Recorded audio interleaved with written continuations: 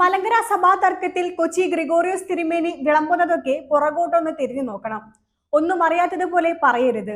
മുൻകാല സംഭവങ്ങൾ തിരുമേനിക്കൊന്നും ഓർമ്മയില്ലെങ്കിൽ അങ്ങേയോ കേൾക്കുന്നവർക്ക് ഓർമ്മയുണ്ട്. യാക്കോ കുഞ്ഞുങ്ങൾ ഓർത്തഡോക്സ് സഭയിലെ വിശ്വാസികളുടെ മൃതദേഹത്തോട് ചെയ്തത് ഒന്നും അങ്ങേക്ക് ഓർമ്മയില്ലെങ്കിലും യാക്കോ കുഞ്ഞുങ്ങൾക്ക് ഓർമ്മ കാണും. തോമസ് പോൾ റമ്പാച്ചിന്റെ മാതാവിന്റെ ശവമടക്ക് ഓർമ്മയുണ്ടോ തിരുമേനി?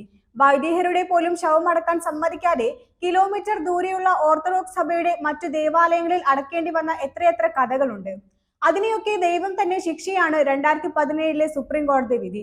ഓർത്തഡോക്സുകാർ ഒരിടത്തും മൃതദേഹം വെച്ച് വിലപേശിയില്ല, ആരും അറിഞ്ഞതുമില്ല. അന്ന് സോഷ്യൽ മീഡിയയും ഇല്ലായിരുന്നു. എന്നിട്ടും ഓർത്തഡോക്സുകാർ ഒരു പള്ളിയിലും ഒരു മൃതദേഹം പോലും മടക്കി അയച്ചിട്ടില്ല. ഒരു സഭയല്ലേ, അതിന് അതിൻ്റെതായ നടപടിക്രമങ്ങളുണ്ട്. ശവക്കോട്ടയുടെ സംരക്ഷകൻ ആ പള്ളിയിലെ വികാരിയാണ്. അതാത് ഇടവകക്കാർ പോലും വികാരിയുടെ അനുവാദമില്ലാതെ ശവമടക്കാൻ കഴിയില്ല. അങ്ങനെയിരിക്കെ ഇടവകയിലെ അംഗമല്ലാത്ത ഒരു ശവം അടക്കണമെങ്കിൽ വികാരിയോട് അനുവാദം ചോദിക്കണം. ചോദിച്ചാൽ നിയമമല്ലെങ്കിൽ കൂടി തീർച്ചയായും അനുവാദം തരും.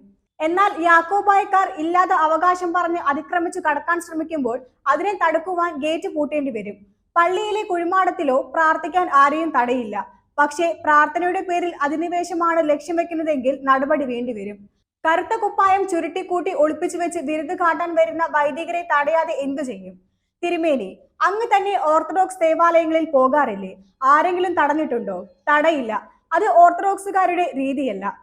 സർക്കാരിനെ കബളിപ്പിച്ച് സെമിത്തേരി ബില്ലുണ്ടാക്കിച്ച യാക്കോബായക്കാർ നടത്തിയ ശവപ്പേടക നാടകം പോലെ മുൻകൂട്ടി തിരക്കഥ തയ്യാറാക്കി തടയപ്പെടാനും അതുവഴി മാധ്യമ ശ്രദ്ധ പിടിക്കാനും വീഡിയോ പിടിച്ച് സോഷ്യൽ മീഡിയയിൽ ഇടാനും വേണ്ടി കരുതി കൂട്ടി വരുമ്പോൾ ആരും തടയാതെ തടഞ്ഞു എന്ന് വെളിവിളിക്കും.